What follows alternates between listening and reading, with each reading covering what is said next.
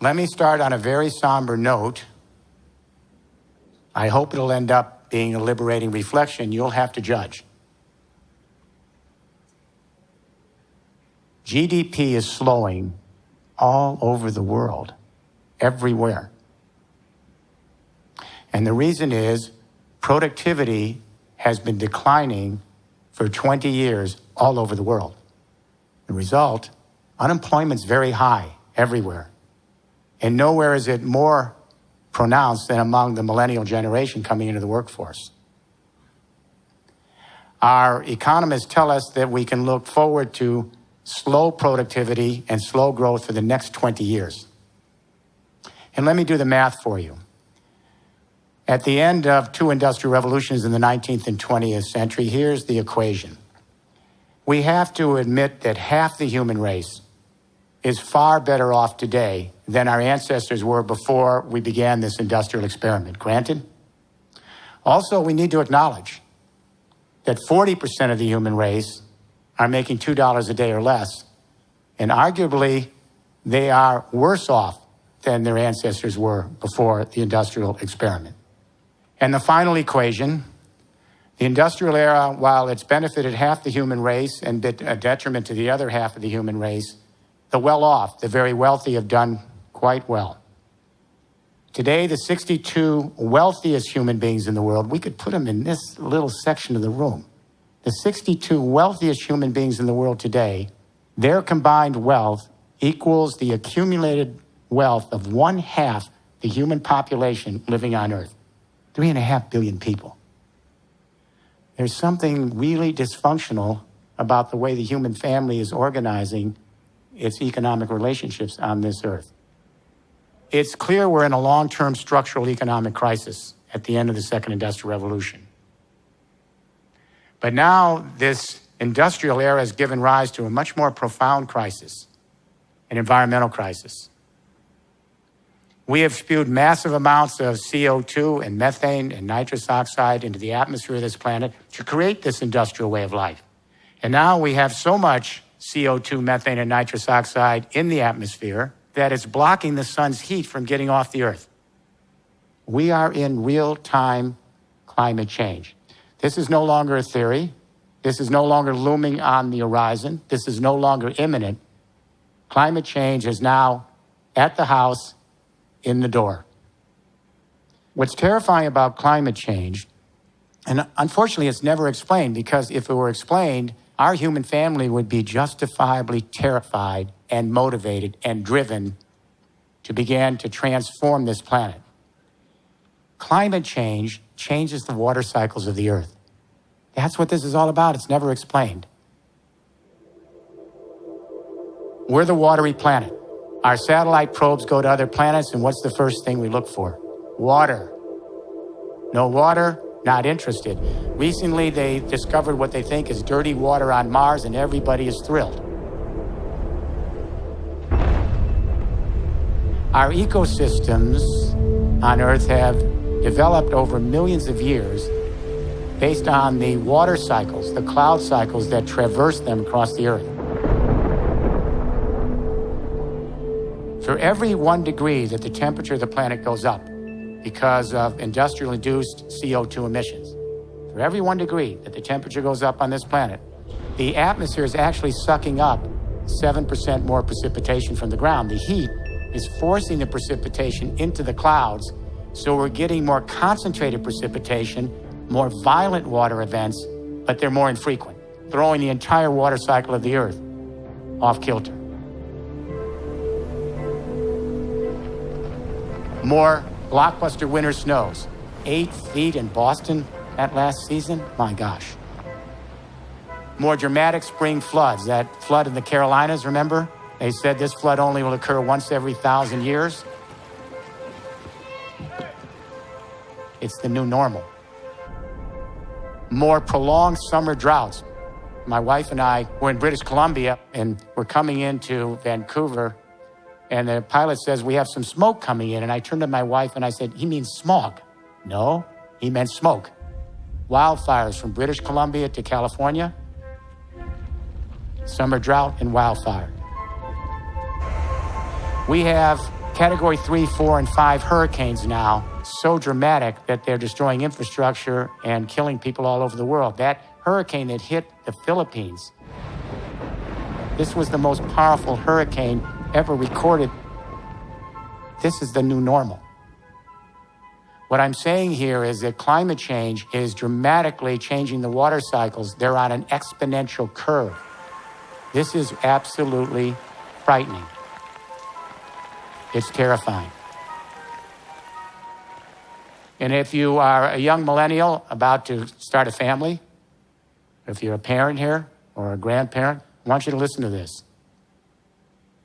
Our scientists now tell us that we are in the 6th extinction event of life on Earth. It doesn't even make the headlines. This is the most dramatic story the human family has ever faced.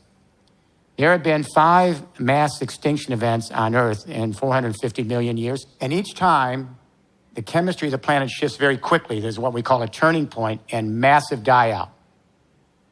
And after the massive die-out of life, it takes upwards of 10 million years to get new life back on Earth. Our scientists now tell us we are in the 6th extinction event. This is not a model, we're chronicling it in real time. And what they're saying is that over the next 7 decades, and many of you will be around for a lot of that, and your children will. In the next 7 decades, we could lose over half the species of life that now inhabit this little oasis in the universe.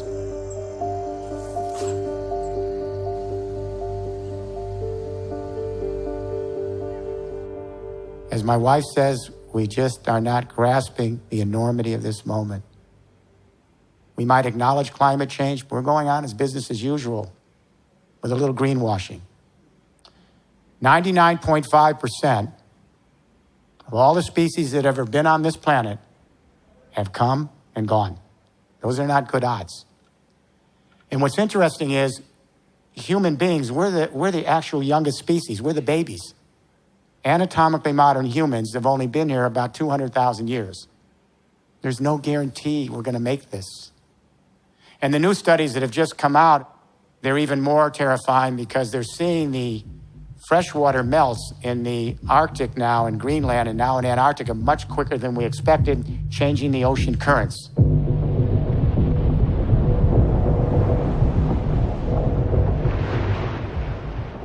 And they're talking about storms that are beyond anything we can imagine that we've ever seen in human history by the end of this century.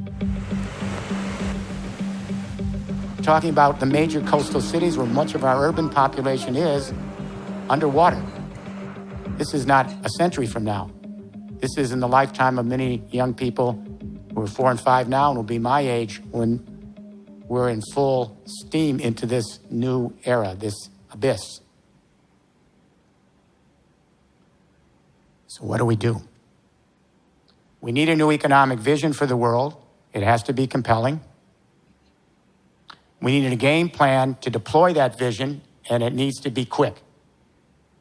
It needs to move as quickly in the developing countries as in the industrialized nations. If we have any chance of arresting the worst of this climate change, we're going to have to be off carbon in 4 decades, everywhere. This is beyond anything we're talking about at global conferences. How do we begin to tackle something of this magnitude? We need to step back and reflect on how the great economic paradigm shifts in history occur. If we know how they occur, we're going to get a roadmap here in this room and around the world, and we're going to get a compass that will allow us to navigate a new journey, to completely transform the way we handle life on Earth. There have been at least 7 major economic paradigm shifts in history, and they're very interesting anthropologically because they share a common denominator. And that is, at a certain moment in time, 3 technologies emerge and converge to create what we call in engineering a general purpose technology platform. That's a fancy way of saying a new infrastructure that fundamentally changes the way we manage, power, and move economic life. What are those 3 technologies? First, new communication technologies to allow us to more efficiently manage our economic activity. Second, new sources of energy to to allow us to more efficiently power our economic activity. And third, new modes of mobility, transportation and logistics, to allow us to more efficiently move the economic activity. So when communication revolutions join with new energy regimes and new modes of transportation, it does change the way we manage, power, and move economic life. It changes temporal spatial orientation. It changes our habitats. It allows us to integrate in larger units. It actually even changes consciousness and governance. Let me give you two examples. First Industrial Revolution, 19th century. Second Industrial Revolution, 20th century. The Brits took us into the First Industrial Revolution. And first, it was a communication revolution. They invented steam-powered printing. No more manual print presses. Steam-powered printing was a big leap forward because it allowed us to mass-produce very cheap print quickly. Then, in the second half of the 19th century, the Brits lay out a telegraph system across the British Isles. Steam-powered printing and the telegraph, those communication technologies then converged with a completely new source of energy in Britain called coal. But how were they going to take that coal and harvest it? They invented the steam engine. Now, this is ingenious. They figured out that they should put the steam engine on rails for locomotives, national transport, and logistics. Urban life, the Industrial Revolution, steam power. Second Industrial Revolution, the United States. Centralized electricity, and especially the telephone. I know we think the internet's a big deal, but the telephone was a really big deal. All of a sudden, people could communicate at vast distances at the speed of light. Later, radio and television. These communication technologies converged in the United States with a completely new energy source, cheap Texas oil. Then Henry Ford put everybody on the road with cars, buses, and trucks.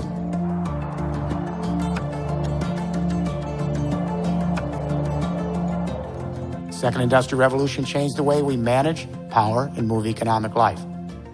That Second Industrial Revolution took us through the 20th century. It took the whole world through the 20th century, and it peaked in July 2008. All right, welcome back to the show here. Oil to 147. We went. Remember that month? In that month, Brent crude oil hit a record price of $147 on world markets. And when it hit that record price, the whole global economy shut down. Silence. Completely gone. That was the economic earthquake. The collapse of the financial market 60 days later was the aftershock. Mayhem, carnage, a bloodbath. Call it what you want, but what we saw on global stock markets today was ill-disguised panic. Good evening. This was the day after what may someday be called Black Monday on Wall Street because it was perhaps the worst financial collapse since the Great Depression. Our policy leaders are still dealing with the aftershock, not the earthquake. Why was it the earthquake? Because the entire industrial revolution that we've gone through is all dependent on the carbon deposits of a previous period in history. You know, if we look back, let's say that we make it through this next period of history. I always wonder, what will future generations think of us maybe in 100,000 years from now? And they'll say, oh yes, we remember them. There was the Bronze Age, the Iron Age. These were the fossil fuel people. They dug up the burial grounds of the Carboniferous era and created a short-lived, dramatic, and very dangerous civilization. It's all about fossil fuels. Our fertilizers and pesticides are made out of fossil fuels. Our construction materials are made out of fossil fuels. Most of our pharmaceutical products are made out of fossil fuels. Our synthetic fiber, our power, our transport, our heat and light's all made out of, moved by fossil fuels. So when the price of oil goes over around 95 a barrel, all the other prices go up. When we get into the zone of around 115 a barrel, prices become so high that purchasing power slows. This is the sunset of a great industrial era. Now, you remember in 2009, oil went down to 50 a barrel because the economy had shut down. There was no activity. In 2010, we tried to regrow inventories, so oil prices started to go up. All the other prices started to go up. And in 2014, we hit a new peak of 114 or 15 a barrel. Purchasing power slowed down again. This is a convulsion of growth, shutdown, growth, shutdown. And the only reason oil went down in the last few years to 30 a barrel is now the fossil fuel industry is fighting among themselves in the sunset. OPEC said, we're going to keep the oil spigot open. We're going to flood the world with oil. And that's going to take the price down to 30 a barrel and wipe out our new competitors, the more exotic fossil fuels, shale gas in the US, tar sands in Canada. And guess what? They wiped them out. Only took a year and a half. Bankruptcies across the United States in the shale gas industry. And now tar sands in Canada, the pipeline's not happening. And do you hear anybody talking about energy independent right now? It's over. And as soon as the bankruptcies complete themselves, the oil prices are now starting to go back up. But now we have failed states. Where there's oil production, we have failed states. So this is a volatile, convulsive sunset over the next 40 to 50 years, an unstable world. Where do we head from here? Let me share an anecdote. When Angela Merkel became Chancellor of Germany, she asked me to come to Berlin in the first couple of weeks of her new government to help her address the question of how to grow the German economy on her watch. Now remember, in terms of per capita, Germany is the most robust capitalist market economy in the world. When I got to Berlin, the first question I asked the new chancellor, I said, Madam Chancellor, how are you going to grow the German economy when your businesses are plugged into a platform, an infrastructure of centralized telecommunication, fossil fuel nuclear power, internal combustion road, rail, water, and air transport, and that infrastructure peaked in its productivity in Germany years ago? Let me talk about productivity. This is crucial. Our economists are lamenting, they're asking, why has productivity been declining for 20 years? We have all these new killer products coming out of Silicon Valley. Why is productivity declining? I'm going to share with you a dirty little secret in economics that economists don't like to talk about. We used to believe that there are two factors that drive productivity in standard economic theory: better machines and better performing workers. But when Robert Solow won the Nobel Prize for economic growth theory in the mid-1980s, he actually let the little secret out. He said, we've got a problem here. When we trace every single year of the Industrial Revolution, these two factors, better machines, better workers, it only accounts for about 14% of the productivity. So Robert Solow asked the big question, where's the other 86% of productivity come from? Don't know. Moses Abramowitz, the former head of the American Economic Association, said, quote, this is a measure of our ignorance. Now, wouldn't you think economists would know where productivity comes from because that's the basis of the discipline? Here's why they don't know.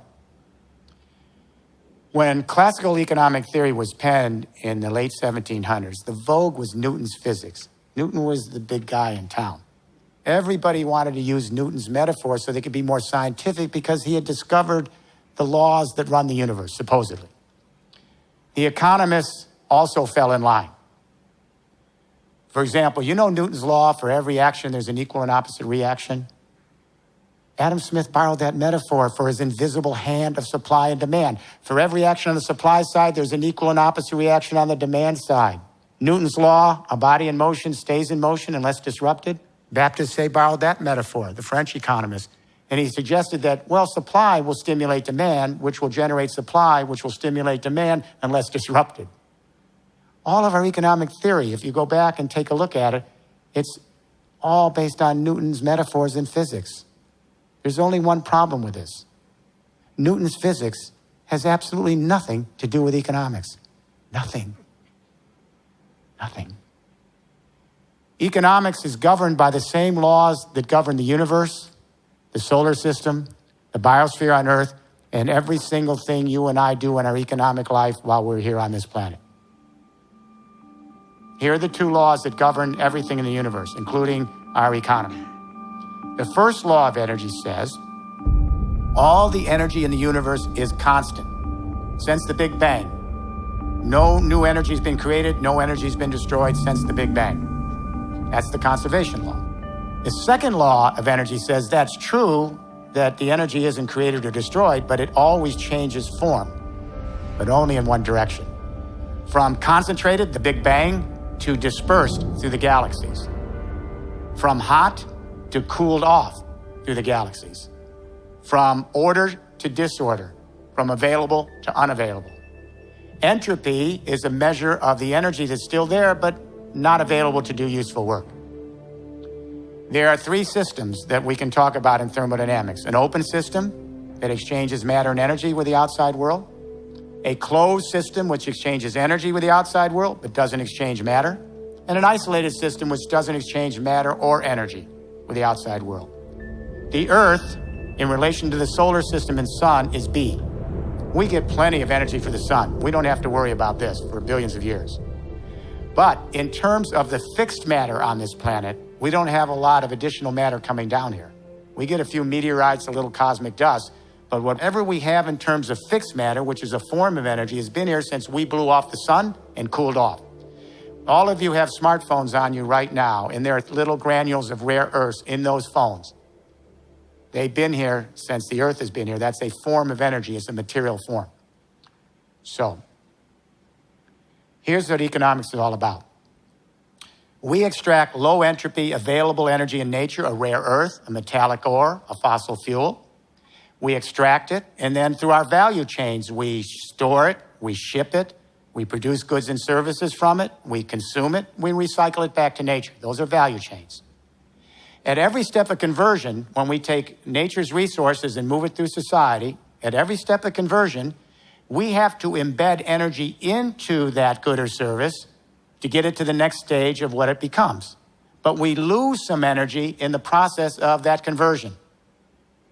This is called aggregate efficiency in economics. Aggregate efficiency is the ratio of the potential work versus the actual useful work you actually embed in the good or service. Let me give you an example. Nature has the same economic conditions that we have in our human economy. If a lion chases down an antelope in the wild and kills it, about 10 to 20% of the total energy that's in that antelope gets embedded into the lion. The rest is heat loss in the conversion. That's the aggregate efficiency. What does this have to do with my conversation with the Chancellor of Germany? She's a physicist, you know, by background. So here's what I said to her. We started the second industrial revolution in 1905 in the United States with 3% aggregate efficiency. Every conversion of nature's resources through the value chains, we lost about 97%. It didn't get into the product or service. By 1990, the U.S. got up to about 14% aggregate efficiency. That was our ceiling. Nothing's changed since then. And I reported to the Chancellor that Germany got up to about 18.5% aggregate efficiency. That was their ceiling. Nothing's changed. Anybody want to guess which country led the world in aggregate efficiency? Japan. 20% aggregate efficiency, 1990s, reached its ceiling. What I'm saying to the Chancellor is this. You can have market reforms, labor reforms, monetary reforms. You can create incentives for killer new products. You can try to create 1 million Steve Jobs. It won't make a damn bit of difference. If your businesses are still plugged in to a second industrial revolution infrastructure, you can't get above the ceiling of 20% aggregate efficiency anywhere in the world. Why is this important? A new generation of economists who happen to study physics have gone back and looked at the industrial record, and they added a third factor to productivity. Better machines, better workers, aggregate efficiency. The ratio of yes, it's so obvious. The ratio of potential to useful work. When they put in that third factor, it accounts for much of the rest of productivity. Henry Ford could have told you this. In fact, every engineer could have told you this. Every architect could have told you this. Every biologist could have told you this. Every chemist could have told you this. They all have to start their training in school by learning these two laws of energy that govern the universe. I teach in the oldest business school in the world. I taught the advanced management program at the Wharton School for 15 years. Not a single business school in the world today, right now, requires that you learn about the first and second laws of thermodynamics that govern economic activity. How shameful is this?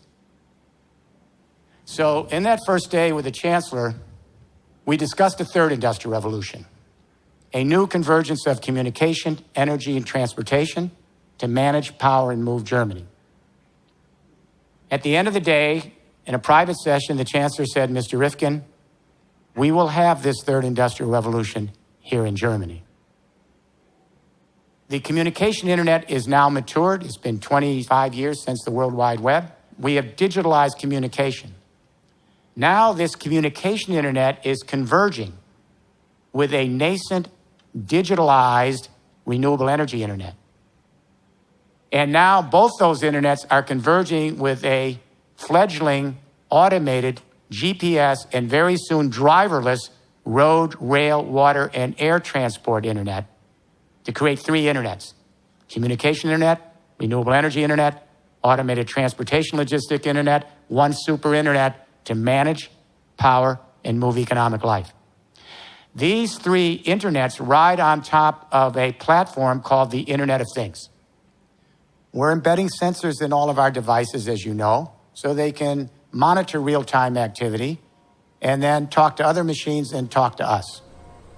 So we have sensors now in the agricultural fields, and they're actually monitoring the growth of crops, the soil salinity, the moisture in the crops, et cetera, and they're sending that data. We have sensors now in the factories that are monitoring our economic data. We have sensors in smart homes, monitoring how the energy is used in our buildings. We have sensors in smart vehicles, warehouses, smart roads, all of them collecting data. But where does that big data go? It goes to communication, energy, and transport internets to manage, power, and move economic life. As this new system comes in, it's going to be ubiquitous by 2030, connecting everything with everyone. We are essentially creating an external prothesis, a distributed nervous system, that's going to allow everyone on this planet at very low cost to begin directly engaging each other on a global Internet of Things and bypassing a lot of the vertical integrated organization and middlemen that kept us away from each other. We can have direct engagement now. This is the revolution. This evens the playing field. There's been a long discussion among the millennials. You started this Occupy movement saying, what about the 1%, the 99%? Now we have a new platform. The Internet of Things platform is of a different nature than the platforms in the first and second industrial revolution. The new platform is really radical because this third industrial revolution platform is designed to be distributed, not centralized. It works best when it's collaborative and open and transparent rather than closed and proprietary. And the benefits come when more and more people join the network and each of us contributes our talents, which benefits the network and then benefits us. It's designed to be laterally scaled, not vertically integrated. And this is what moves us from the 1% and the 99% to a vast, vast expansion of social entrepreneurialism in global networks. That's the upside. On the other hand, how do we deal with network neutrality? How do we ensure that everyone has equal access to this new Internet of Things platform, this third industrial revolution? How do we make sure governments don't purloin this platform for political purposes, already beginning? How do we make sure that giant monopoly companies, some of them on the internet, don't use that data for their own commercial purposes at our expense? How do we ensure privacy when everyone's connected? How do we ensure data security when everyone's connected? How do we prevent cybercrime and cyber terrorism that could disrupt the system and take it down when everyone's connected? This is the dark net. And what I'm saying to you today is that the dark net is as impressive as the opportunity of the bright net. And I would say that the next 3 generations, beginning with you and your children and grandchildren, you're going to be heavily engaged in a new political movement. And that movement's going to be to ensure against the dark net prevailing and making sure that we all have equal access so the human family can engage in a distributed nervous system and begin to have a vast expansion of social entrepreneurialism. This is the political struggle that starts with the millennials, your children and grandchildren. This is an uphill battle. This is not a cakewalk. I'm not a technological determinist, and I'm not a utopian. Technology just enables, and then the question is, how will that journey end? It's a big question mark right now. But let's assume, for the sake of this afternoon, that we're going to be able to deal with all the complexities of the dark net, and it's a big challenge. Here's what this Internet of Things platform provides. Let's say here at Brooklyn, you're a SME, a small and medium-sized enterprise, or a cooperative, or a nonprofit. You can go up on this nascent Internet of Things platform that's already emerging. It's not theoretical. And you can have a transparent picture of all the economic data flowing through the world if it stays network neutral.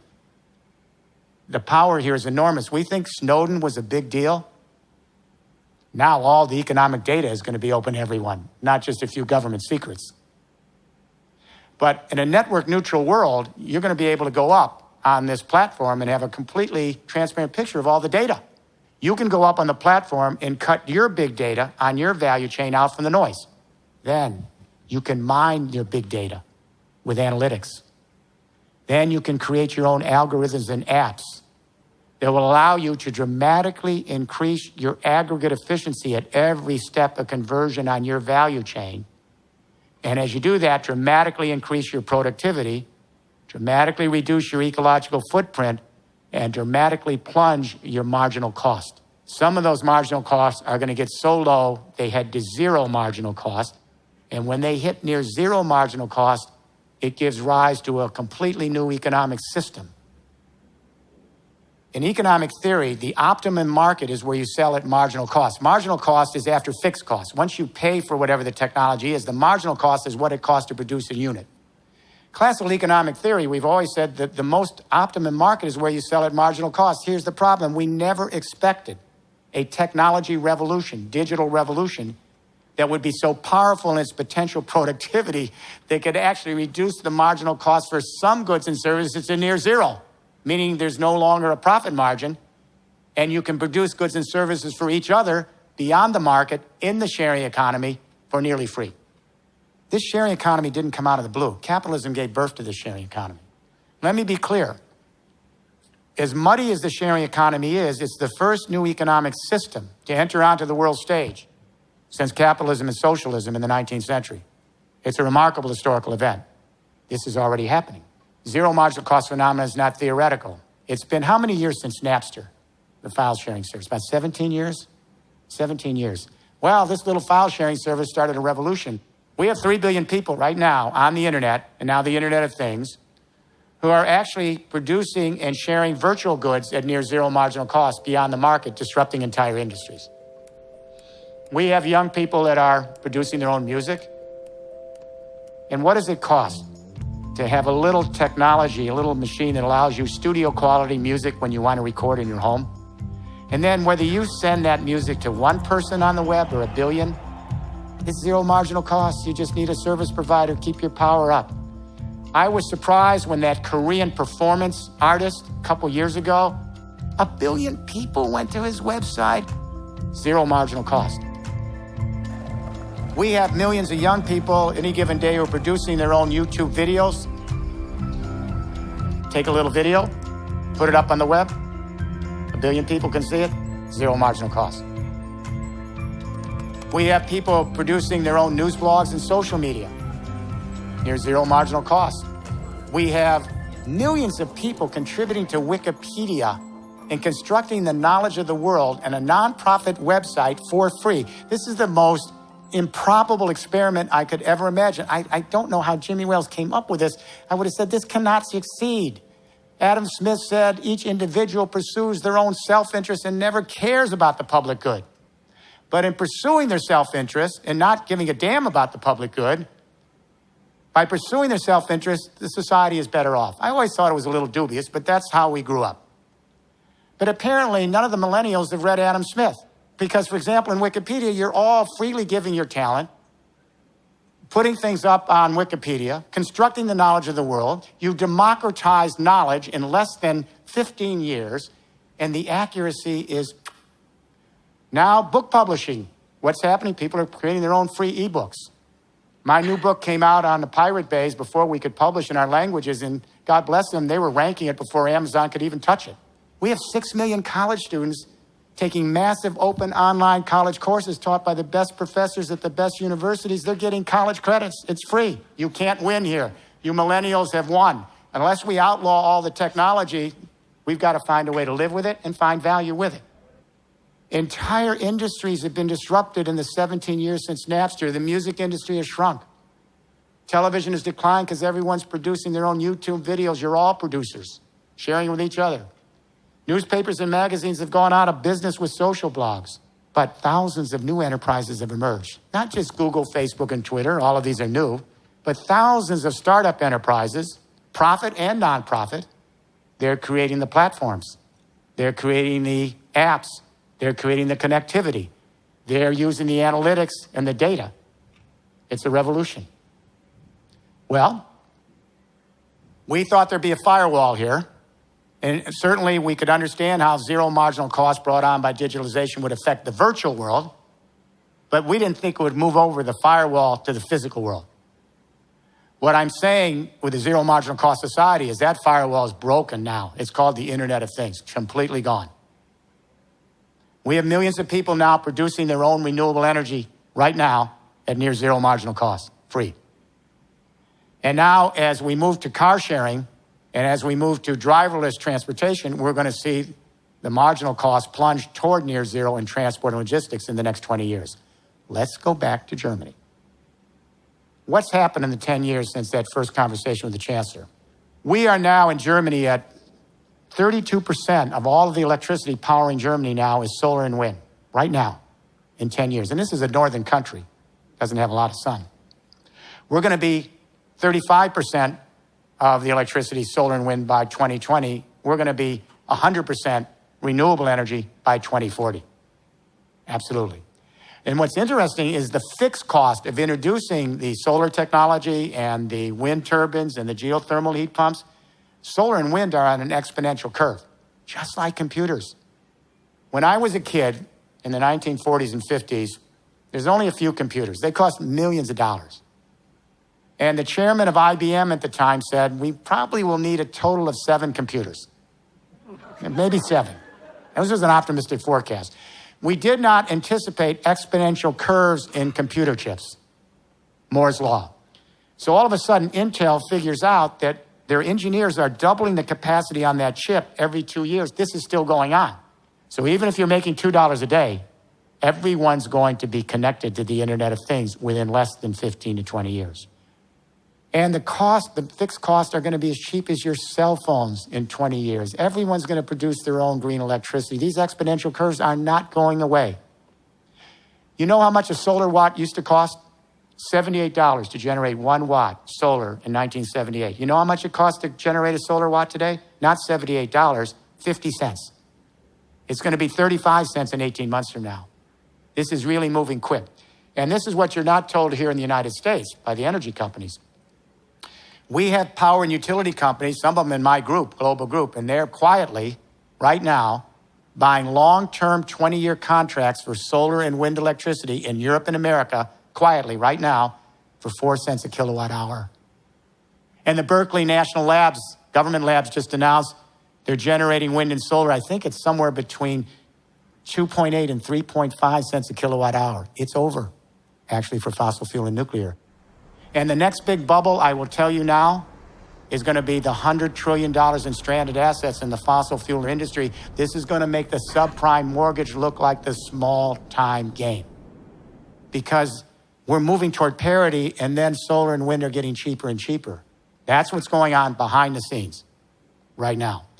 But what's interesting in Germany, once you pay the fixed cost for your solar panel and wind turbine, the marginal cost of producing the energy in Germany today It's zero. The sun has not sent us a bill in Germany. The wind hasn't invoiced us. The geothermal heat has not come to us with a bill. It's free.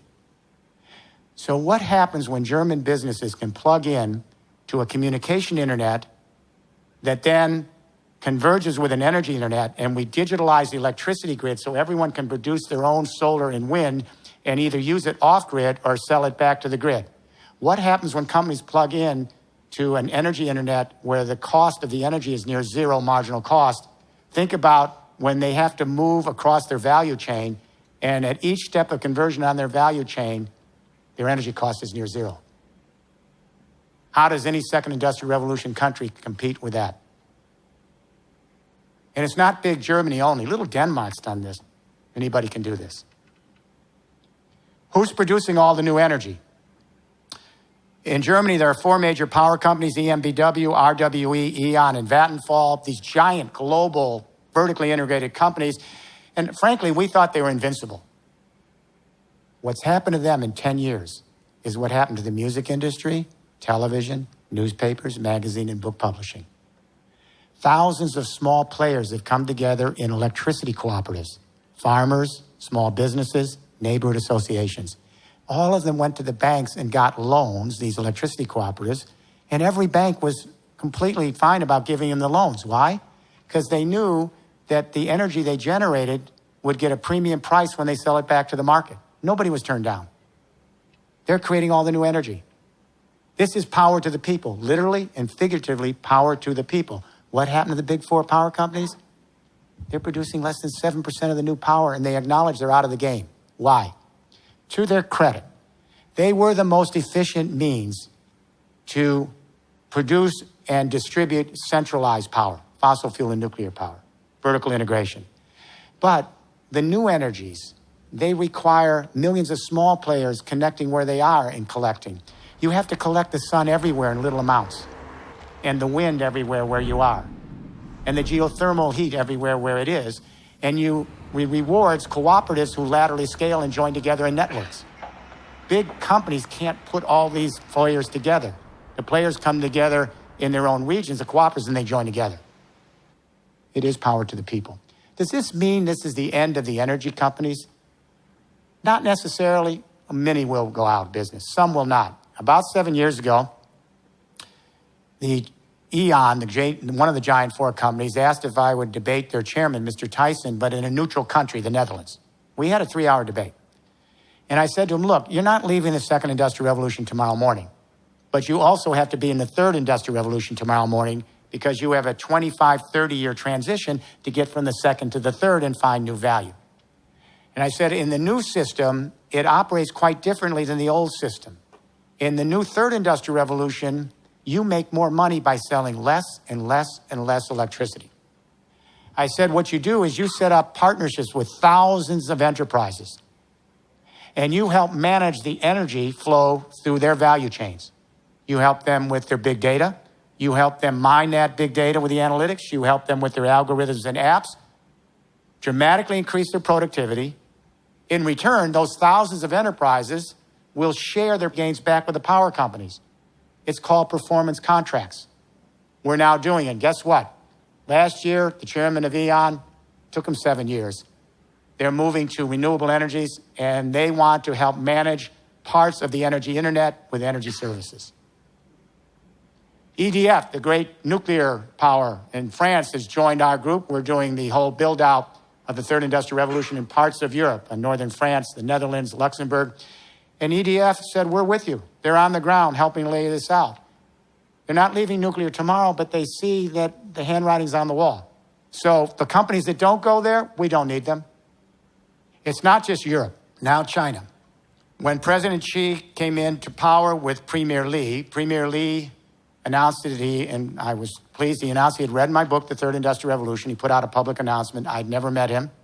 I'd never even been to China. And he instructed the central government of China to begin looking at these themes that I'm laying out to you to move China to a third industrial revolution. They're mindful in China. They lost the whole first industrial revolution. They missed almost all the second industrial revolution and came in the tail in the last 10 years. And they said, we're not going to lose the third industrial revolution. We want to collaborate with the third industrial revolution. And they said, quote, be among the leaders. To show you how fast they move. I've been shuttling back and forth, but after the first visit, it was about 11 weeks later, the chairman of the state grid, which is the largest electricity grid in the world, announced an $82 billion four-year commitment to digitalize the Chinese grid so that millions of Chinese people could produce their own solar and wind in their local communities and share it back on an energy internet. That started this year. Yeah. Watch Europe, watch China. The coming together of the communication internet with the renewable energy internet gives rise to the automated GPS driverless transportation logistics internet. We built the whole global economy in the second industrial revolution around car ownership. That's what this was all about. You've thrown us a curve. You really have. Apparently, you don't want to own cars anymore. This is grandma and grandpa. They got two cars sitting in the driveway, cleaning and waxing them every few weeks, and they're never used. Or they're at the office 90% of the day, never used. You don't want to own cars. You want access to mobility and car-sharing networks, not ownership of cars in markets, correct? So there's a problem here. The problem is, for every car shared in car sharing in the sharing economy, we're eliminating 15 cars. This is both the problem and the opportunity. Larry Burns was the former vice president of General Motors until a few years ago. Now he's a professor at the University of Michigan. So Larry just did a study, very revealing. He studied Ann Arbor, Michigan. We can eliminate 80% of the vehicles with better mobility, cheaper. Now let's extrapolate Larry's study. We've got 1 billion cars, buses, and trucks choking us in traffic around the world. They're the third major cause of global warming emissions. The number one cause of global warming emissions is buildings. But in Europe, we're now retrofitting those buildings, transforming into micro power plants and big data centers off carbon. Anybody know what the number two cause of climate change, global warming emissions are by industrial activity? Number one's buildings. We always talk about it. Number three is transport. What's number two? Consumption of meat. Meat. We have 1.3 billion cows. They take up about 23% of the land mass of the earth. I love cows, but the methane they produce is a major contributor to global warming, much more powerful than CO2. And then when we pasture those animals, we have the fertilizers that emit nitrous oxide, and it goes on and on. And I should say that, without mentioning names, even some of the prophetic voices and the climate change debate will never mention this because they do not want to antagonize people and even suggest that we may want to change our diet and move down the food chain so that we can live healthy, respect our fellow creatures, and at the same time, mitigate climate change. So you never hear this in the debate. Never.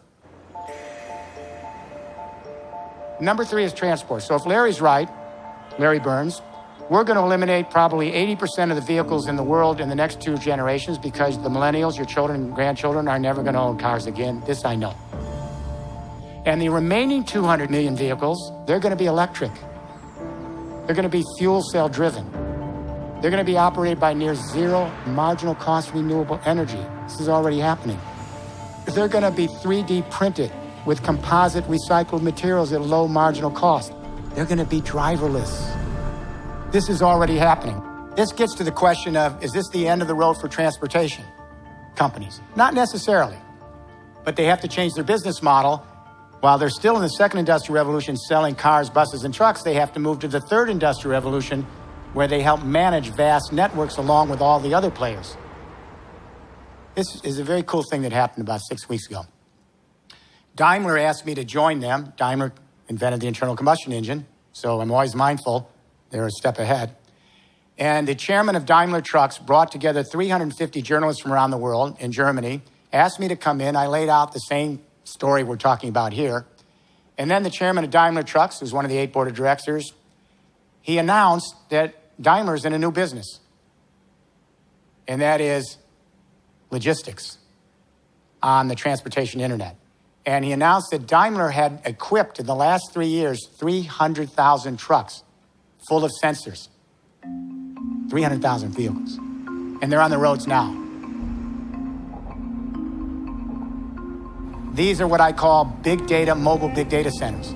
And these trucks are collecting data all across the transport corridors of Europe on traffic flows, weather conditions, availability of warehouses, all of the data you would need if you're a small business, a large business, or just a homeowner to be able to increase your aggregate efficiencies and productivity and reduce your ecological footprint, and anytime you're involved in moving shipments from A to B. Then, this is what's really interesting. He dimmed the lights and they went to a helicopter feed live on the German expressway.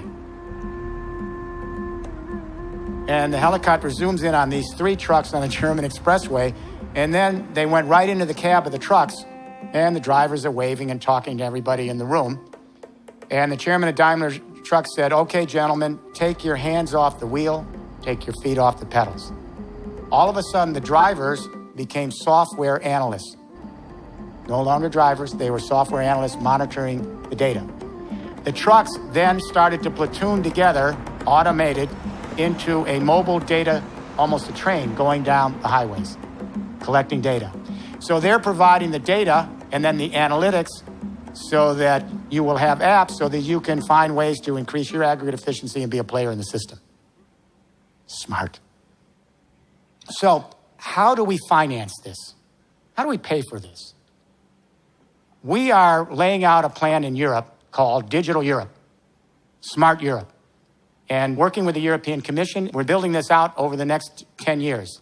But the big question is, how do we pay for this infrastructure region after region across all of Europe to connect us in a digital world where we can begin to enjoy the new opportunities? So the question came up in Brussels, and I said, we've got all the money we need. The problem's not the money, it's what we're doing with the money. I'll give you an example. In America, it's the same situation.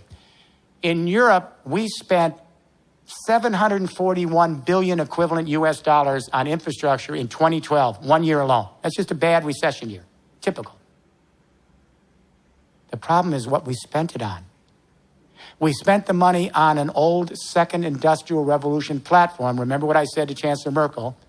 And we peaked in the productivity 20 years ago at 20% ceiling, and we can't get anything more out of it. We're stalled, which stalls the economy, stalls the smart startups, stalls the entrepreneurial expansion. So I said, if we simply reprioritize our investments, spend some of it patching up the old infrastructure, we don't want it to collapse, but reprioritize so part of those funds each year go to each region so that they can begin to build out and scale up a third industrial revolution infrastructure with an Internet of Things platform, we will be there in 30 years.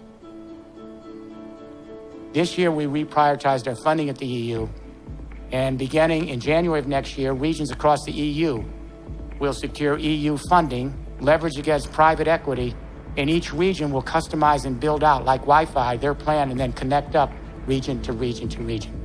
We call it Digital Europe. We have a similar plan called China Internet Plus across the regions of China. Where's the US here? The coming together of this revolution will involve every industry: telecom, cable, ICT, consumer electronics, transport, logistics, construction and real estate, all the retrofitting. All the industries are involved. And it means work. What I'm suggesting here is that we have one last surge of massive employment involving semi-skilled, unskilled, professional and conceptual labor. We have to build out this smart infrastructure. Robots aren't going to do this. We have to take the entire energy complex of the United States. Think of all the infrastructure and all the technology, all those stranded assets. We have to convert all of that infrastructure from fossil fuel nuclear to distributed renewable energy. We have to retrofit every building in the United States. That's what we're going to do in Europe. Because you can't install the renewable technologies until the buildings are efficient. That means huge jobs for energy service companies and for the construction and real estate industry. Robots won't put in the insulation and the new windows and the doors. And then we have to install all the renewable energy technology. Human beings have to install that technology and all the smart technology that monitors the equipment and puts in the digital advanced meters. We have to take the entire electricity grid of the United States, which is dumb, servo-mechanical, embarrassing. It's 60 years old. It barely functions. And we have to transform the entire electricity grid to smart, digital, so that we can manage these three internets. This is going to require professional talent and unskilled and skilled labor for 2 generations. We have to take the entire transportation grid of the United States and turn it from dumb to smart: road, rail, water, and air. Who's going to install the thousands of charging stations in all the buildings? Fuel cell outlets, the smart sensors? This requires human beings. This means 2 generations of work, and guess what? It's financed by the payback of the energy savings. You don't have to have huge government involvement here. You simply have to have the enablement so energy service companies can be set up, and we transform every building in the United States to a node. These nodes then connect, and they are the big data centers. They are the micro power plants. They are the transport hubs with electric charging stations. The nodes connect like Wi-Fi, and all those nodes, those buildings, homes, offices, factory, that's your Internet of Things. That's a huge job for the construction industry, and you pay back by the energy savings. You can't default on the loans. But the technology doesn't do it alone. We have to change consciousness. I'm only guardedly hopeful. I'm not naive. I'm guardedly hopeful. I think that what I've said is really a tough challenge. But I'm guardedly hopeful because human beings are the most social creature on this planet. When we get the story right, we move quickly. I'm always amazed when I fly and I see electricity grids across continents and highways and urban centers, and I think, my God, that was all done in 50, 60 years? It's amazing. When we get the story, we move quick. We're a very social creature. The coming together of these 3 internets, communication, energy, and transport internets on top of an Internet of Things platform, it changes the way we think about life. Let me give you the best example. We've got millennial parents now that are sharing toys on these millennial websites where you go up and you pay a subscription fee one time and you're in the system, then you can get a toy, any kind of toy you want, and by age category, and give it to your child. This is creating the real revolution. The parent traditionally brings home a toy. And they say to the daughter, this is not Christmas. Santa Claus didn't get you this toy. We bought this toy at a store, and we're giving this toy to you. This is your property. This is not your brother's toy, and this is not your sister's toy. This is your toy. You need to take responsibility for it and take care of it. What did Mom and Dad just say to me? The first thing I caught is this isn't my brother and sister's toy. That's pretty relevant. Now, status, power, negotiability. I'll never let my siblings ever use this unless they pay the price. They're learning possession of property in markets. There's nothing wrong with that. But now on these toy sharing websites, parents are bringing home these toys, and pretty soon they're going to come in a driverless drone at near zero marginal cost. Now the parent's giving this toy and saying, another little child played with this toy, and she had a lot of fun with it, and she really took good care of it because she knew one day you'd want to play with the toy. And we hope you take good care of it because one day another child will want to play with the toy. What the child is learning now is this toy is not a possession. It's not status. It's not power. It's not negotiable. It's simply access to an experience for a moment of time, then another child gets to use it. They're learning how to be part of a circular economy where we distribute things in the sharing economy over and over and over. Nothing goes to the landfill. I like a system where you have both opportunities. There's nothing wrong with being property. There's nothing wrong with having possessions and some status. But it's also nice to have another option where part of our life is being able to access an experience in time and then share it with someone else. I don't think capitalism is going to disappear, but I think it's going to find value by creating a relationship so that it finds value with the child it gave birth to, the sharing economy. And right here in this room, you are already in 2 economic systems day to day, right here in Brooklyn. Part of the day, you're in the market, you're sellers, you're buyers, you're owners, you're workers. You're producing goods and services for each other for a profit in the marketplace, and you have property. But part of the day, you're in the sharing economy. You're sharing virtual goods, entertainment, news, social blogs, Wikipedia, and now energy and car sharing. And while it has capitalist parts to it, it's also a sharing economy where you can reduce the cost. And by 2050, we will have 2 mature systems. Part of the day, capitalist market. with a profit margin, producing and selling to each other. Part of the day in the sharing economy, beyond the market, freely producing goods and services for each other. That's already started. That is not going to go away. Your generation is moving from ownership to access, from markets to networks, from consumerism to sustainability, from market capital to social capital. Does this all sound familiar? It's a revolution. None of this is being taught in the schools, by the way. That's why this is really a revolution. And there are three things that I've noticed that give me some guarded hope. There's a basic change going on with you people in this room that's strange to older people. There's a change in the way you define freedom, the way you define power, and the way you define community. And these changes really suggest the real revolution. For my generation and generations before me, freedom was very simple since the Enlightenment.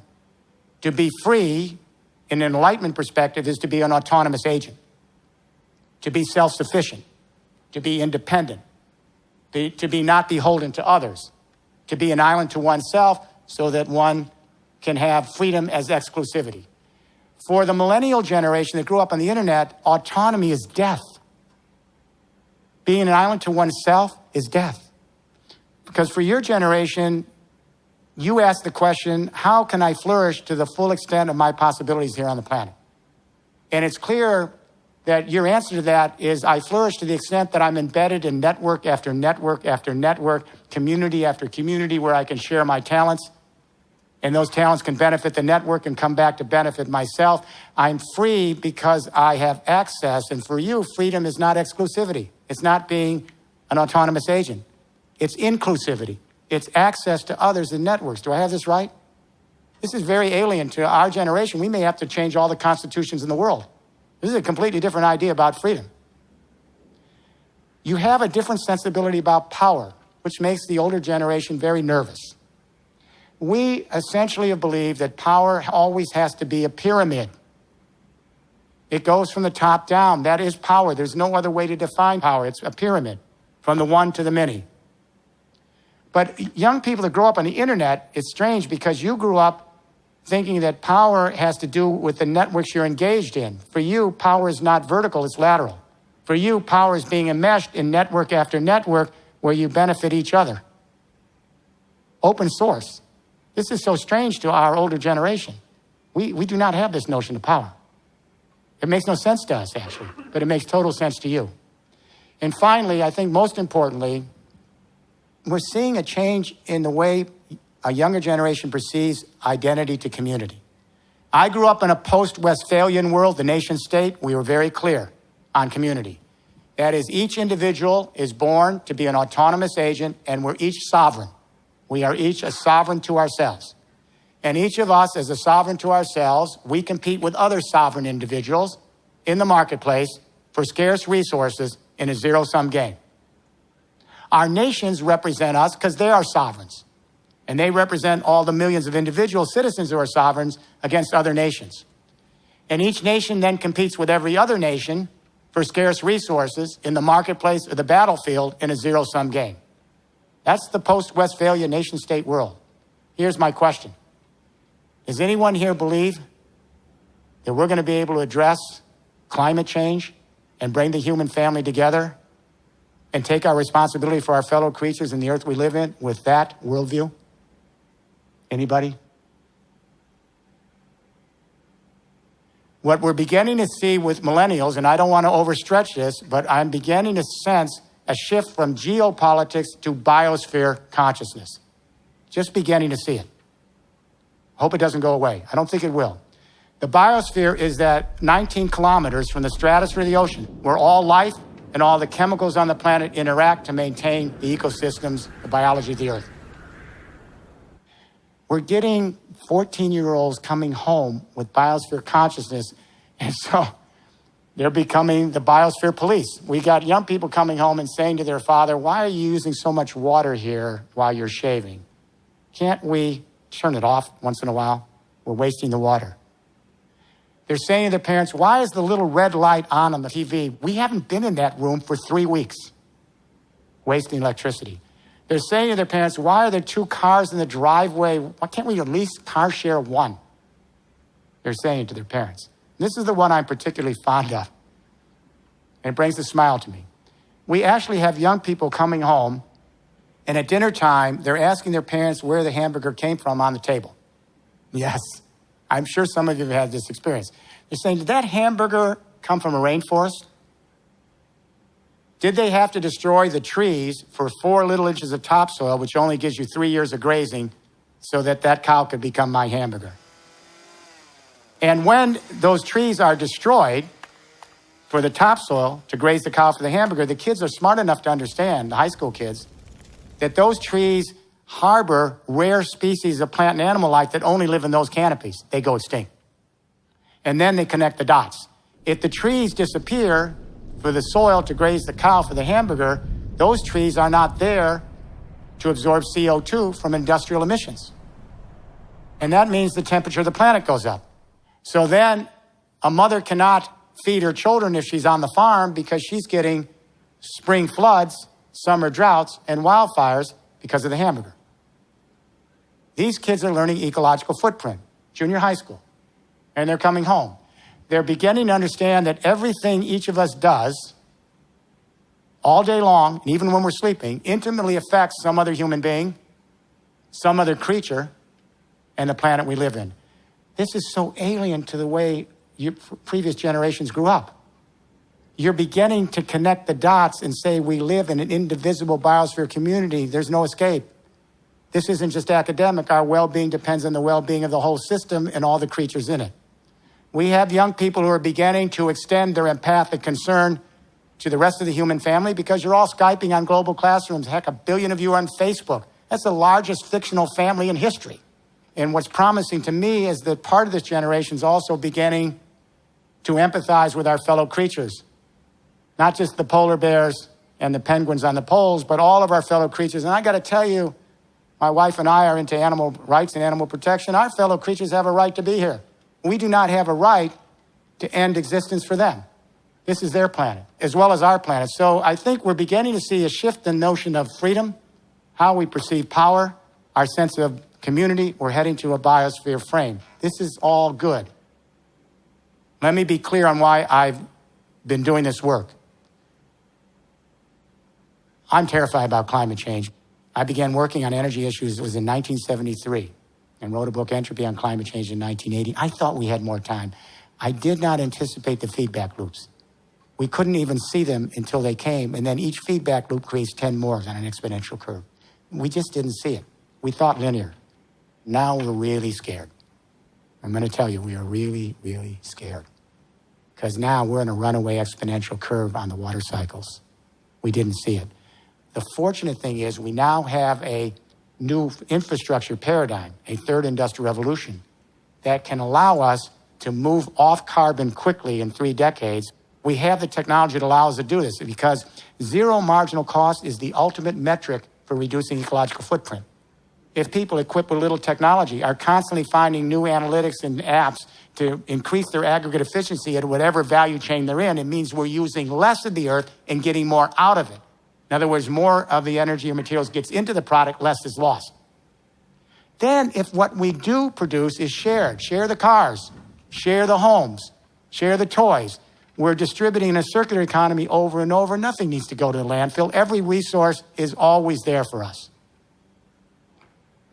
If we move to the energy internet, there's no reason why everyone on this planet shouldn't be producing their own green electricity right where they are at very low cost in 25 years from now in this exponential curve and sharing across continental energy internets. And if we go to a car-sharing, driverless transport grid, we can eliminate 80% of those vehicles that have taken a big hunk of the earth to put online. This is a plan, and what we've done, a lot of businesses are working with us around the world on this, and we say to people, if you have another plan, step forward and tell us what it might be to address climate change and move the economy. And I always get silence. Because the only other plan is to stay where we are, and that's taking us to an economic crisis and an environmental abyss. But here's what I'd like to do. I'm going to turn it over to you. Let's think about your sensibilities and find out if we can come to some common ground on how we can begin to move this from this little room out to all the larger communities and networks we're in. Is that a deal? Who wants to start? Hello, my name is Lina, and my question will be related to technological unemployment. Yeah. What is your take on that? We are moving to an automated world. There's no doubt about it. However, as I said during the talk, we've got 2 generations of massive employment. That's clear to lay out this infrastructure. That's going to require millions and millions of jobs. We know this on the ground as we're laying this out in Europe right now. It's a huge amount of jobs. Robots can't do it. AI can't do it. This is infrastructure shift. However, as this smart digital economy and society moves in, it can be run by very small supervisory workforces with analytics, big data, algorithms, and apps. That's why we call it smart world, smart society, smart economy. Then what do we do once we have the smart society in and it's automated, running by analytics? We're not going to pay people just to do nothing. We already know where the employment's going. And that is, as we continue to automate the market economy, employment's shifting to the nonprofit social economy and the sharing economy. We already know that. The nonprofit sector is the fastest growing employment sector right now in the world. It's about 9.5, 10% of the American employment, paid employment's in nonprofit. Why is it heading there? Because in the social economy, the nonprofit economy, and large sections of the sharing economy, social capital is as important as market capital. And in this realm, the nonprofit realm, the social economy, the sharing economy, it requires human beings, engage with other human beings. Machines are only supplemental. We will never have a robot raising a child and interacting with them in a child care center to develop their brain. It's never going to happen. They may bring the lunch to the kid, the robot, but it's going to require human beings working with those children. And whether it's in parts of healthcare, in the knowledge industries, in cultural areas, humans with humans. The only other question is, how does this sector survive financially? Johns Hopkins University does a study of nonprofits in 40 countries every few years, and guess what they found? Over half the income for nonprofits, which are one of the biggest employers now, comes from fees for services. If you're doing health research, you set up a health clinic. You get fees for services, and then you can continue to do your nonprofit research. If we get any of this transition right, we automate the market, we move to social capital, where we can use our minds much more expansively so we can learn to live as a human family and steward each other, steward our fellow creatures, steward the earth. That's a much more noble mission. I believe that in order to create a better tomorrow, we also need to look at rehabilitating our psychology. Yeah, I'm in agreement with you. And I have to say, our academic disciplines, I'm going to step on more toes. The academic disciplines in our school systems are so moribund. It's dysfunctional. We have an internet generation that lives one way of life in terms of their mind outside the classroom and another inside the classroom. In the classroom, for example, when we think about education, the first thing we realize is the classroom looks a little bit like a factory, these big giant institutions. And the kid comes in there in first grade, a little boy or girl, and they immediately realize there's a central authority, the teacher. They have to be silent. If they share knowledge with each other, it's called cheating, and they're expelled. And they learn that their mission is to be efficient, but only in the sense of being able to have the skills they need to follow orders and tend the machinery of the Industrial Revolution. Yet, an internet generation out of school, you're all sharing knowledge. The whole point of the internet is to share your talents and skills, open source, no intellectual property, and begin to crowdsource the knowledge of the world together. That is so different than what you're getting in school. So let me say one thing about this. You know what we're doing in northern industrial France? All 7 universities have come together in 200 high schools, and the universities are led by Catholic University of Lille. Here's what they've done. All faculty now teach interdisciplinary so that you learn various perspectives, and there's more than one way to look at things, and you have to share a common language. No silos. Secondly, all the students now are put into modules in teams, and they work with their teams, and the students have to teach each other. The teacher becomes a facilitator and a guide, but the students have to teach each other, and if they share knowledge, it's good. It's not cheating. Then they learn that knowledge is not power and something one possesses at the expense of the other. Knowledge is the shared experience you have as a social being. And the learning now is clinical. What's the good of learning if theory isn't brought together with practice? So their learning is clinical. They've taken service learning, which you all did here, and they've elevated to pedagogy. So whatever you're learning, you have to apply it with your fellow citizens in the neighborhoods where these universities are. How do you like that? Catholic University of Lille. That's the revolution. I believe in the Darwinian theory of humanity being more Darwinian than utopian. What would you do about basically corruption and fraud? Let me be very clear. I am an anti-utopian. If you read my books, I don't believe in utopias. I don't like utopias. I think utopias are dangerous. Our human spirit, the empathic spirit, is designed to show compassion to our frailties, our precarious existence. An empathic world is never a utopian world. Utopias are worlds that are perfect. There's no mortality, there's no pain, there's no suffering, and every moment is perfect. There's no such world. I look through history and I see that the most civilized societies are the ones that can move empathy to larger range. And there's a history of that, of empathy. So I like an empathic world where we understand each other's frailties. We show compassion with each other's desires to flourish. We reach out to each other, and we do this every day.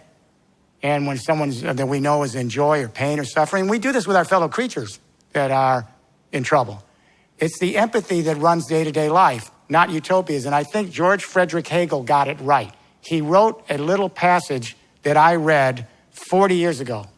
He said, happiness are the blank pages of history because they are the periods of harmony. I thought, what does that mean? Over and over, I kept thinking of it.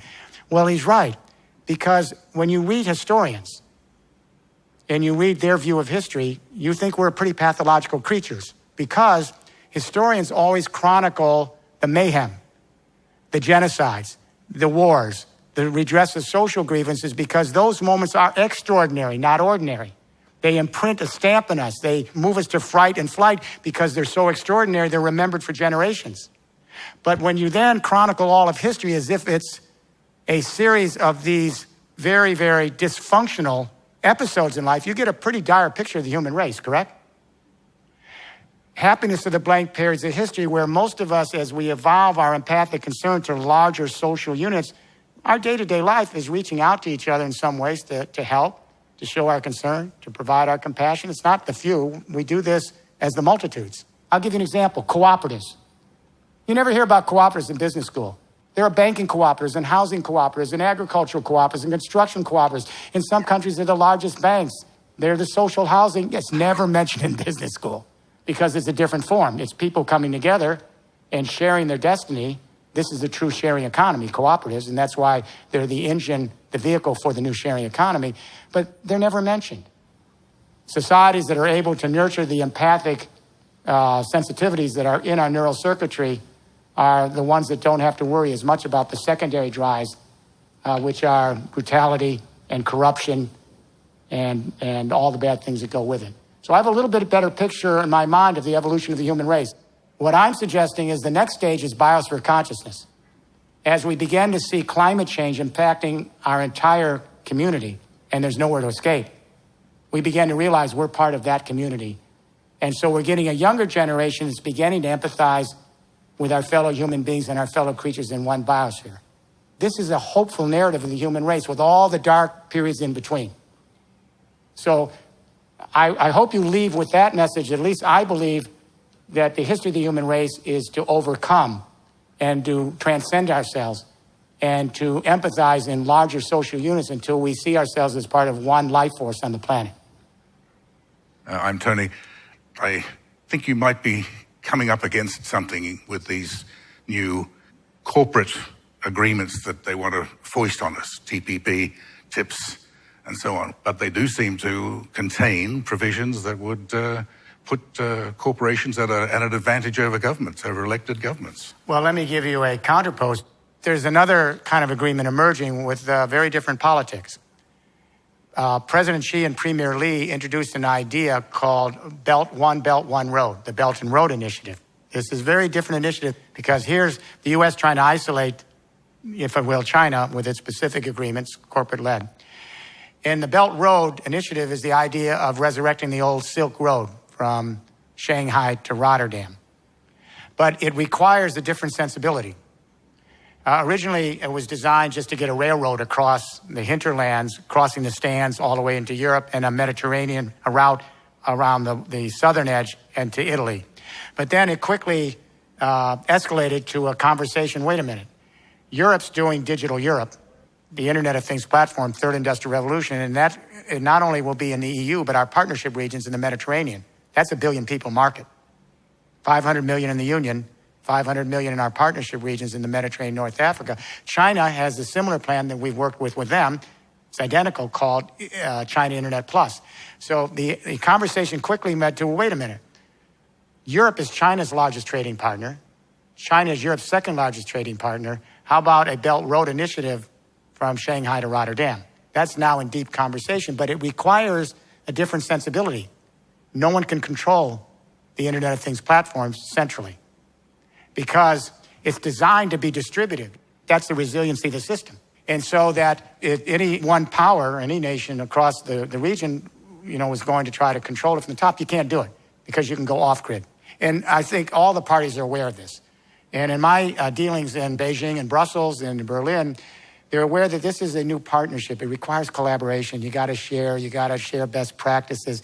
You got to share the science and technology. You got to get over the suspicion. Everyone benefits in the network. It's not geopolitics. It isn't we control, we close, and then we overpower you. It doesn't work in an Internet of Things world. You have to have it borderless. It has to be open. It has to allow you to have a distributed ability to go off and on when you want and have blockchains. So I think this Belt Road Initiative is quite interesting because it may not just be for Eurasia. This may be a vision that would be for a millennial generation, a vision that could move from the Americas, from Canada and the United States down to Chile. Then you have really a distributed biosphere infrastructure revolution, not a traditional geopolitical revolution. And therefore, it requires everyone to be involved because everyone's a player.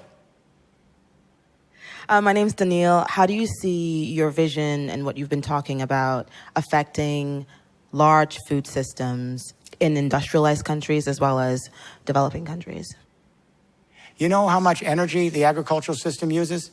About a third of their cost are energy costs. The fertilizers, those are fossil fuels. The pesticides, those are fossil fuels. The machinery, it's all run by fossil fuels. The packaging, the plastics, it's made out of fossil fuels. The water that they have to bring in and irrigate, the electricity grids run by fossil fuel and nuclear power to move the water. So if you want to take a look at agriculture, it is a huge player. Not only that, the fertilizers emit nitrous oxides, which are much more potent in terms of their impact than CO2. You know that 40%, I believe it is, of the land that's used for agriculture in the world today is to grow feed for animals. It takes at least 8 pounds of feed to create 1 pound of beef. That makes the transport industry look like super efficient. It's the most inefficient system we know on the food chain. If you look at pure injustice, you'd have to say the shift to a feed grain animal culture and a chemical farming culture for pasturing animals is one of the great injustices in the history of the world. Some of us live high up on the chain, the rest are denied access to the land. We got to turn that around. So in Europe, we are interested in organic agriculture. We're interested in moving from pesticides and chemical agriculture to ecological agriculture where we learn to live with the surrounding flora and fauna, and we find ways to encourage the flora and fauna to be able to be compatible with what we're growing. In the old chemical world, if it moves, kill it. Everything surrounding your crop should be killed. So we live in a chemical wasteland across the agricultural fields with runoff poisoning our water. It's how shameful. So we want to move to organic agriculture. We had mechanical agriculture in the first industrial revolution. It started in late first industrial revolution. We had chemical agriculture in the second industrial revolution. We need to have smart, organic, ecological agriculture in the third industrial revolution. And we have to bring back regional and local agriculture that supports local communities. It's absurd to ship a tomato around the world. Ridiculous. Hi, I'm Rochelle. And I was wondering if you could talk a little bit about water. and how water plays into this decentralized vision, how the privatization of water plays out. I was just hoping you could speak to that. There's only a small amount of water on this planet that's available for human use, less than 1%. The rest is not available. There is a deep nexus between energy and water that's never explained. You have to have energy to move water. And that is that 8% of all the energy we generate in the world, power, goes to extracting water, treating water, moving it through pipelines in water, and recycling the waste. But you need water to move energy. This isn't well known. And that is the energy industry uses over half of all the water we use goes to the power industries, of all industries, over half. And this will surprise you. In France, which is 80% nuclear power, you know how much of the water they use for cooling the nuclear reactors in France? Almost 50% of all the fresh water consumed in France goes to cooling the nuclear reactors. Yeah. And when the water comes back, it's heated. So it's dehydrating ecosystems that are already facing drought for their agriculture. And now sometimes the water is so hot because of climate change in the summer, they can't even use it to cool the nuclear reactors, and they have to slow down the electricity. So what's the nexus? We have to begin to create a new plan so that people get control over their water in a distributed system that brings water together with energy. And I'll give you an example of why. If the electricity grid is disrupted, let's say one of the transformers, big electricity transformers, either through cybercrime, cyber terrorism, or natural disaster goes down, and your power goes down, there's no water. We're dead in 3 weeks. That's how vulnerable the system. That's why we have to build in resilience by keeping it so distributed. So what do? I'm in Haute, France a couple of weeks ago. This little startup, they've taken a whole social housing complex, huge housing complex. They took the whole roof and turned it into a cistern. Why did they do that? Because the water falls, and as it falls, it generates electricity in a turbine. So they're using it for electricity, but now we're saying use it as a cistern. So if the power grid goes out and you can't get water, you're dead in a couple of weeks. You have the water right built in to your home, office, and factory on the roofs or nearby. You can share it in a cooperative. And then that water can be used potable for fresh water. And then we're now talking with companies about, and with housing, that you can take the water, use it for your toilet water, and you will be able to recycle it right back on site. So you can go distributed and decentralized when the real power grid goes out. The key to maintaining this system is it's distributed. If anything happens in one part of the system, you can go off, both distributed and decentralized, and share your water, share your energy. So water and energy go together, and you've just hit, and I'm glad you said this, something that has really come to the top of the agenda for us now. How do we create a distributed water internet to go side by side with the energy internet? Very cool thinking. My name's Elizabeth, and I just have a question for underdeveloped countries. How do they play a part in this whole third industrial revolution? Can they sort of skip the gun because they don't have an established infrastructure? Yeah, you just answered the question I was about to answer. Very good. Well, here's what we realized, just what you said. What we finally realized is in the developing world, their liability is their key asset. Their liability is they have no infrastructure. That's their asset. Because it's easier to build version infrastructure with new codes and regulations from scratch than to take an old infrastructure with old codes and regulations and transform it. So what we're learning in the developing world is this can move more quickly. We saw the opportunity that the developing world can leapfrog right past the first and second industrial revolution into the third. So the United Nations has now embraced the third industrial revolution narrative that we've just talked about tonight. The biggest problem in the developing world, no electricity. Ban Ki-moon has made this his pledge, universal electricity. We got 1 billion people that have no electricity. They're in the dark. We have 40% of the human race with infrequent, not reliable electricity. And what keeps women enslaved in this world is no electricity. And what we see with these big families and these patriarchal, brutal conditions and male-oriented cultures, no electricity. Why? Because with no electricity, women are the slaves, the children are the slaves, more children, more hands on deck that can actually carry the energy load. We forget the relationship between electricity and freeing women in the West. Women were the slaves at the hearth until electricity came in.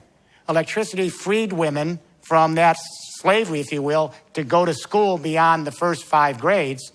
And then electricity created new skills that didn't require upper body strength, but up here. Electricity revolution created all sorts of new skills. And when that happened, as women became more educated and more independent and had the new skills of the second industrial revolution, fewer babies.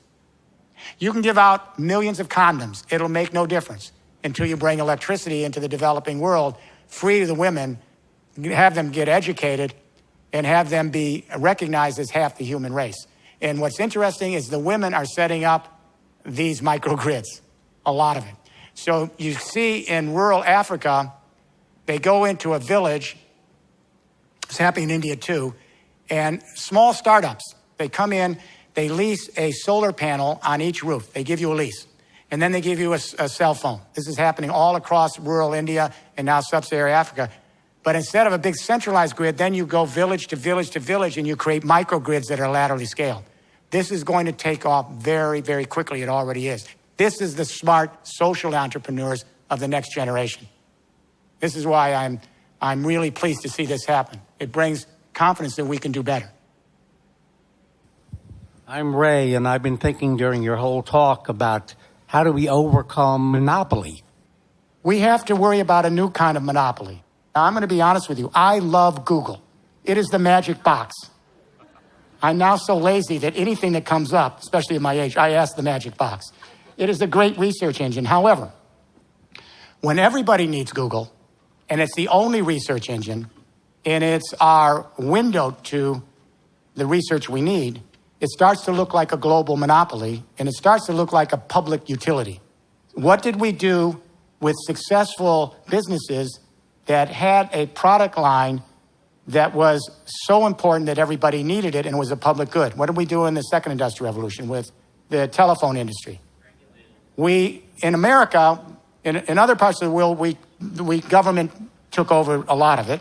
But in America, we kept them in the private sphere, like AT&T, but we regulated them as utilities. And we did this across the electricity utilities, many of the power utilities, we regulated them. I think it's naive to believe that we won't do this. The millennials and your children, this is the new political movement. You're going to be asking the question, how do we get the best out of these new enterprises? But they have to be regulated as public goods in the realm so that we all ensure that we get equal access, that we have some control over our creative content and data, maybe through blockchains, and that we're able to secure our privacy, etc. Facebook, same thing. When the whole human family has to come together on Facebook to communicate with each other, it's a great service, but it looks like a public good. It's a utility. And we're going to have some kind of global authorities to regulate them. Does this make sense? This is the politics of your generation. This is the politics of the new third industrial revolution. Hi, I'm Carlin. In the words of your Wharton alumni, how do we make America great again? Let me say something to take this from another corner. President Obama wanted a green economy. He spent billions and billions of dollars of our tax money for a green economy, and we don't have a green economy. Why did this happen? Because the mentality here in this country is all we need to do is use tax money to incentivize, because we want 1 million Steve Jobs. So what happened with President Obama is he would incentivize, give some money to a solar factory here, a battery factory over there, incentivize. But you can't start with that. You have to start with incentivizing the infrastructure itself, which requires everybody coming together. Now, he made a very famous statement during his second presidential campaign, which got to the heart of it. You may recall that he was speaking to small businesses, and he made an offhanded comment saying, "You didn't build that." Remember this comment? It went viral. "You didn't build that." And they went nuts.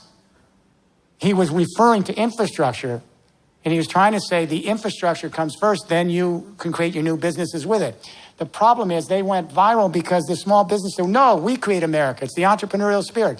We've actually so dummied down our country that we actually have no idea how businesses feed off the infrastructure that come from public-private partnerships, government, industry, and civil society. Who do they think created the public school systems so that we could train the workforces? Private businesses didn't do that. Who laid out the interstate highways with tax money? You think private businesses will lay out an interstate highway system with no lights from coast to coast?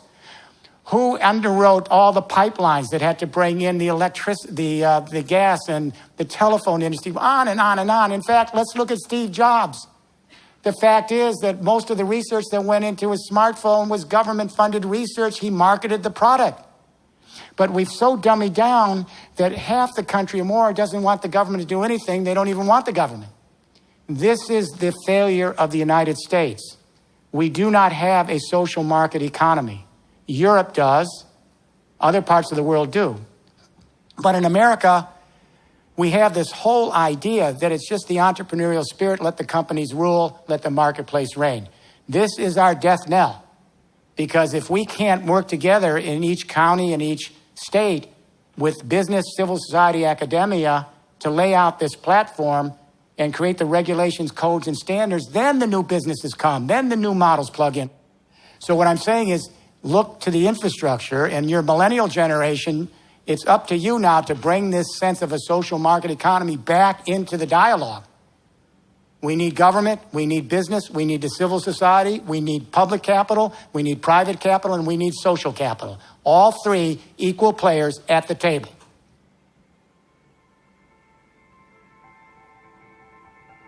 So here's what I would say in closing. I know you get frustrated, and sometimes you think, my gosh, it's going too slow. But now's the time to redouble your efforts. We all have to really come together. We've got one generation, yours, to lay down this new consciousness, this biosphere consciousness. Your responsibility to carry this on is a weight that no generation's had in history. I don't know of any period in history where one generation was called upon to save the species. And if you believe this is really happening, and it is, this is actually the responsibility of the millennials in this room. We now have, I think, potentially a roadmap and a compass. It's going to be up to the younger generations now. This is the digital revolution. You are the digital revolution. It's your turn. It seems to me, if the millennial generation is ready to create this new digitally connected world that helps us create peace between the economy of society and the biosphere of the planet, it should be now. And what you have to do is you have to join together in the virtual world, in the physical world, on the ground, in the communities, both in the infrastructure, in the politics, and the social engagement. You got to make this happen. I'll give you one little mission. How long is it going to take for a millennial generation to prepare a bill of particulars for a declaration of human responsibilities and stewardship of our human race, our fellow creatures in the planet we live in? And then you have 1 billion young people in a cohort in Facebook, and they're all declaring this. Then you're at the table. You're at the table virtually and physically, and then 1 billion people strong, you should be able to do this in a very short period of time. This doesn't take a lot of organizing. Then you're at the table with the new potential monopolies. You're at the table with the governments who would purloin this for their own ends. You're at the table with the special interests that want to drag us back to the second industrial revolution. Come to the table. Make it happen. Pass on this legacy so when your grandchildren look back at you, they can say you did the right thing. You helped replenish the planet, got us off carbon, helped show our proper respect to generations not yet here, including our fellow creatures. Thank you. Good night.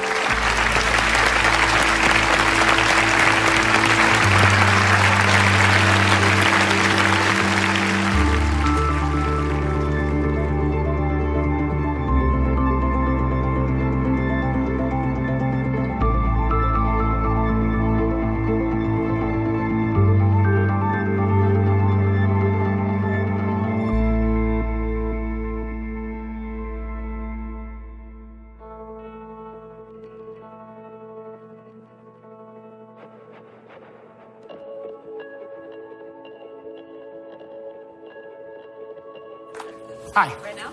Yeah. Hi, I'm Kelsey. Hi. I study design and technology, and what I wanted to say was that, You're like... Parsons?